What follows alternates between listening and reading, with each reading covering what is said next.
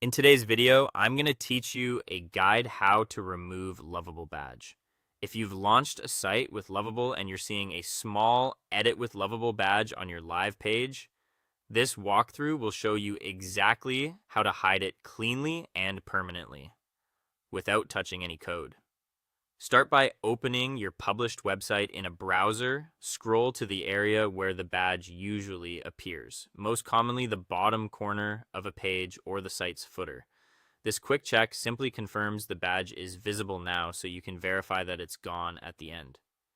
Next, open a new tab and sign in to your Lovable dashboard. Make sure you're in the correct workspace or account that owns the site you just viewed. If you manage multiple sites, double check you're about to change settings for the right one. From the dashboard, select the project that corresponds to your live website. If you have a long list, use the project search or filter to find it quickly. Click into the project to open its main overview page. Once you're inside the project, head to the settings area. Depending on your layout, settings may appear in the top navigation or in a sidebar. If you don't see it immediately, click your project name to reveal the full menu, then choose Settings. Inside Settings, locate the Project section. Here, look for the control labeled Hide Lovable Badge or similarly named Toggle. This option is designed specifically to remove the promotional watermark from your published site, and it's the only change you need to make. Enable the Hide Lovable Badge option.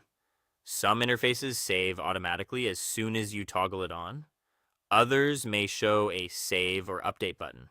If you see one, click it to confirm. Give the dashboard a second to process the change. Now return to your live website tab and refresh the page. If the badge doesn't disappear right away, try a hard refresh or open the site in a private or incognito window to bypass browser caching. Content delivery networks can also cache pages briefly, so it may take a minute for the change to propagate.